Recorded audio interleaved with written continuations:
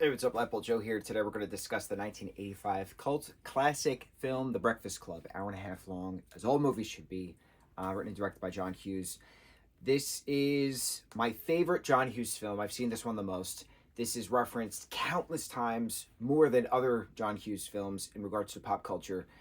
This is the 40th anniversary to the day when the story takes place. So the kids, the five of them, Claire, Andy, John, Allison, and Brian, they all have Saturday detention, March 24th, 1984, at Shermer High School.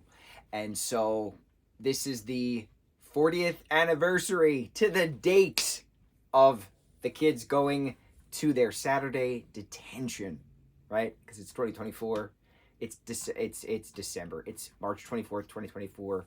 When we're posting this review in celebration. I'm technically recording this March 6th, so I'm a little ahead, but this is why we plan things out. Make our lists, check them twice, and then we continue on with in regards to our review process. So, 40 years.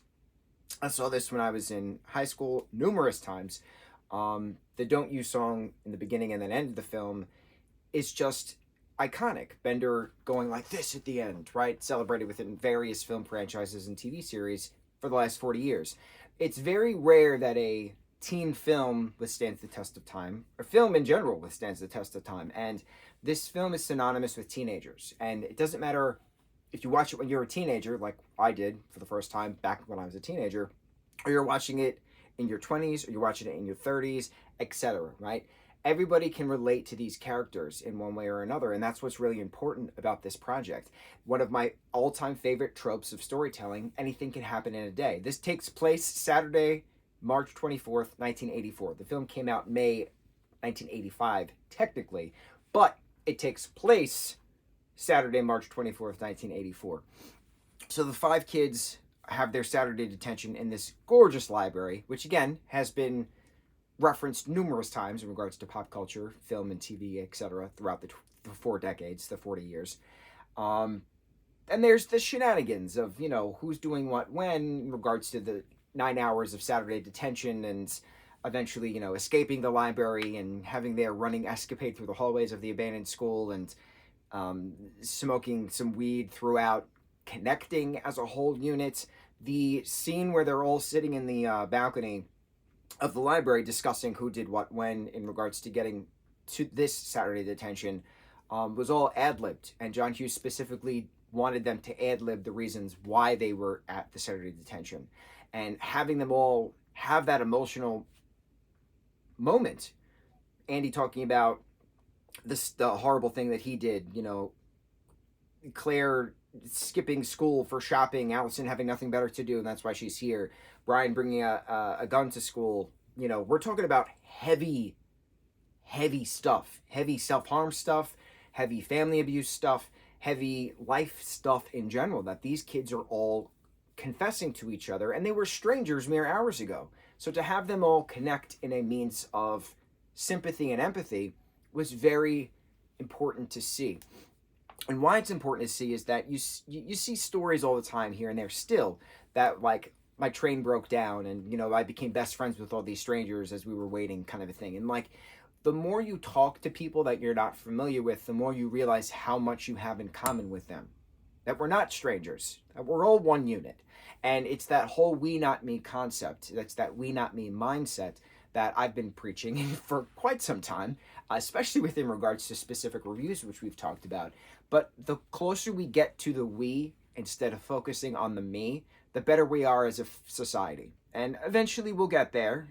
Things need to collapse before we get there, and it's unfortunate, and that's just how things work. Out of the rubble comes the phoenix. But watching this again after all these years later, my only concerns are, the hard F slur that's used in regards to a gay person in the very beginning of the film. I think there's a hard R slur for a mentally challenged person at the beginning of this film as well. But that's it. That's my only takeaways of the language being used. The aspect of, guys treating girls like garbage and then eventually they cave and say yes is still not cool to see, but it's still a means of what was portrayed and accepted back in the 80s. And okay, still technically, I don't like that Claire winds up with John because he treats her like absolute garbage the entire time. But then technically we do learn that it's a front, that he is scared and he has a horrible home life. And, this is just his means of reacting. And he knows he can do better. And can he do better? I don't like that Allison changed her entire persona thanks to Claire in order for Andrew to start liking her. I think they would have been fine as themselves. The two of them together as themselves. And I like that. I like that Brian's little speech when he's crying, saying, I wouldn't do that to you guys. I wouldn't pretend that you're not my friends because I consider you my friends anymore, when they have that moment up in the balcony. So there's certain things that don't work all these years later, but majority of this film is so well done and timeless.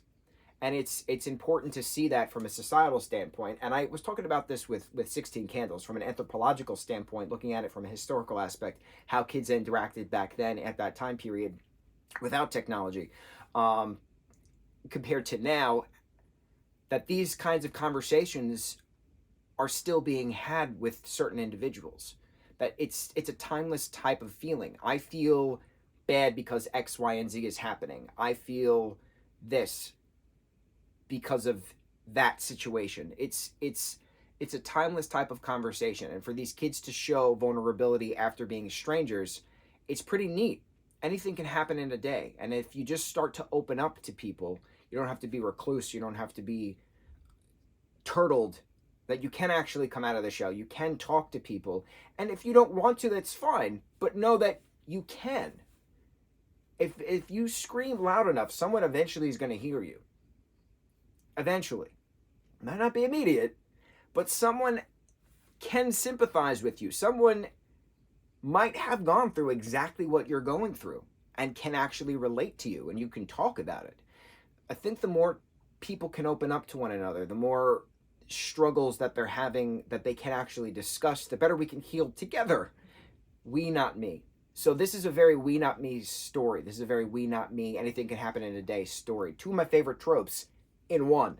I love this film. I love this film. I love the soundtrack of the film. I love the aesthetic of the film. That grit that it has with using actual film on camera versus digital. It's just different. It just feels, I don't know, more authentic, more tangible, like you can touch it, kind of a thing. I don't know how else to explain it. It's just such a wonderfully well put together project that has been a story with standing the test of time for 4 decades. 40th anniversary of this film, plot wise. Next year technically is the 40th anniversary of the film's release, which is going to be a big celebration anyway.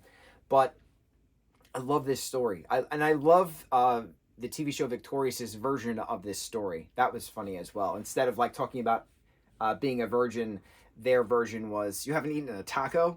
So it's been so memed and so played on. And it's such a great way of expressing it. I'm genuinely shocked this has not been turned into a Broadway musical. Shocked the amount of singing and dancing that's actually in this, in regards to the kids all blasting the radio and stuff like that, having the incredible soundtrack throughout. I also love that the beginning of the film is the ending of the film. Love it. I love that circle back. It's just so wonderful.